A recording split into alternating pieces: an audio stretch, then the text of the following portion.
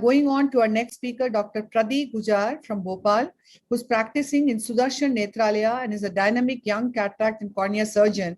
And let's have his teaching pearl for us. On to you, Dr. Pradeep. Thank you, Dr. Chitra, ma'am, for the wonderful opportunity. I'll be presenting a very basic video of open sky cataract surgery.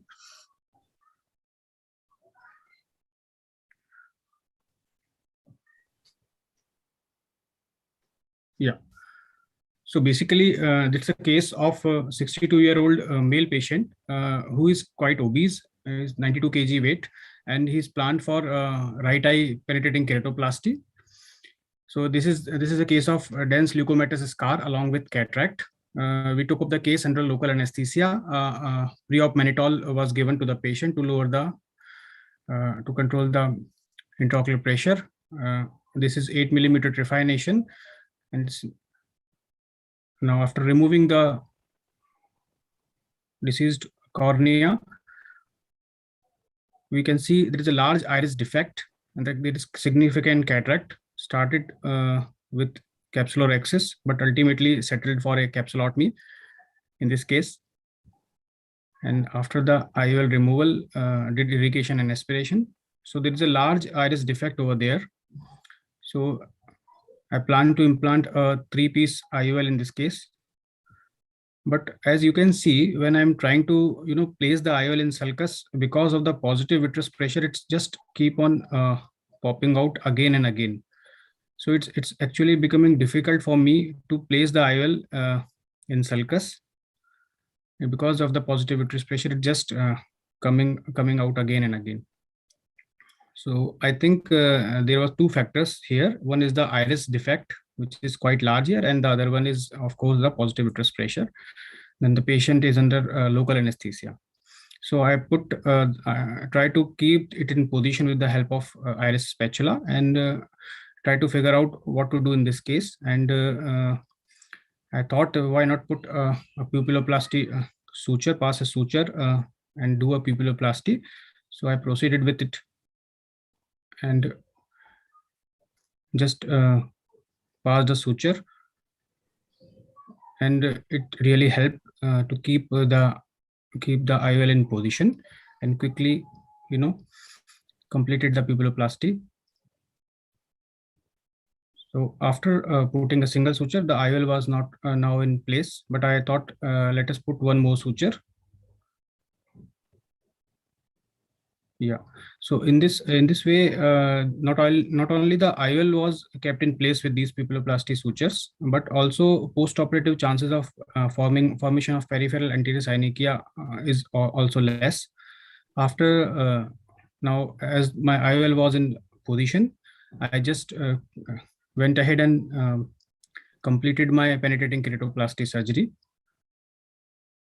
within 16 tenonylon interrupted sutures. So after completion of surgery, there was small pterygium also, which was managed with right on table with fibrin glue, taking conjunctival autograft.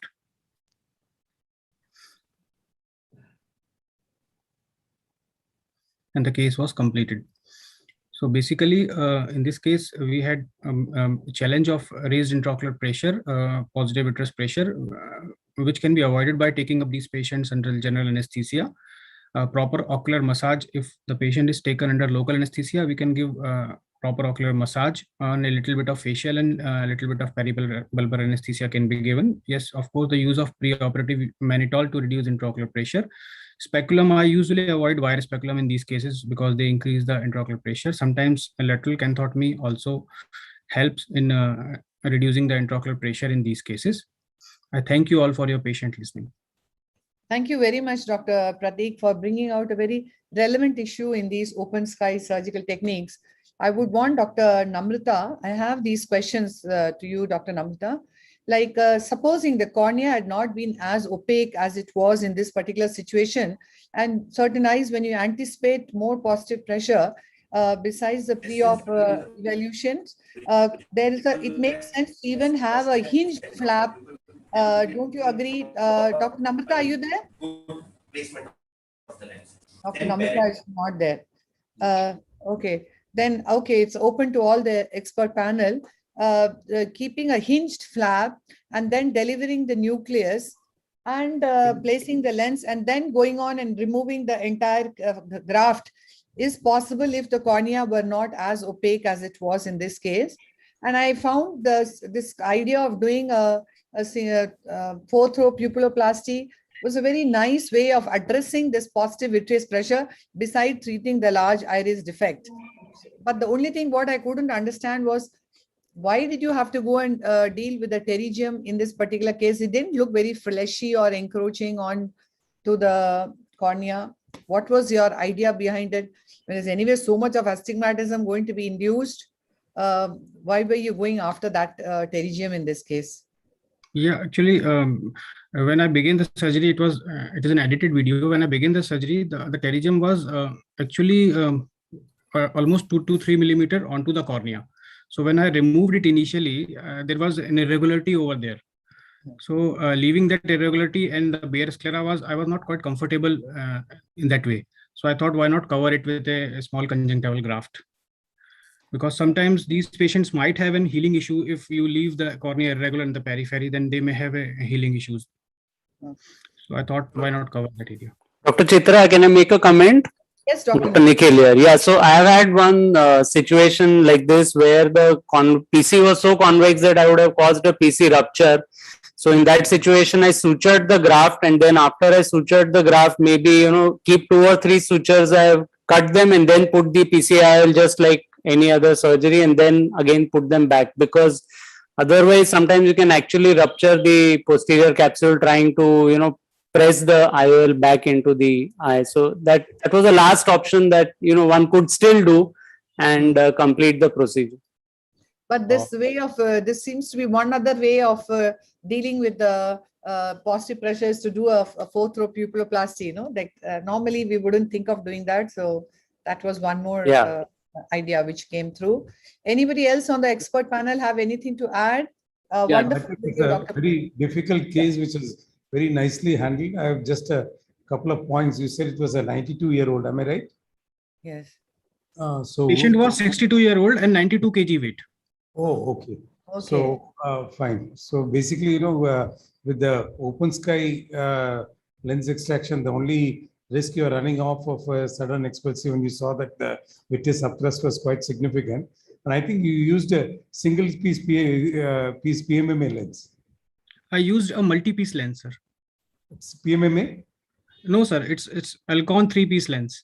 Oh, okay, fine. Okay, because I thought the haptics bending was a little difficult, so I would suggested that you use what you already did, a 3-piece lens, so that the bending of the haptics is a little more comfortable. And wonderful surgery. Just to point out something, I mean, I saw that you are using a nylon suture, 10-0 nylon or a 10-0 nylon, but I think for iris suturing is always a good idea to go ahead and use the Prolene. And ultimately, with the corneal transplant like this, optic zone that you're going to get is quite small. And with the vitreous upthrust and open chamber like that, I would have rather hurried up with the closure of the eye rather than trying to address the pupil and make it smaller, though at the end of it, it looked nice. And I would suggest that if iris has to be sutured, we rather use a Prolene suture rather than a nylon. Otherwise, a great surgery. Yes, wonderful. One comment.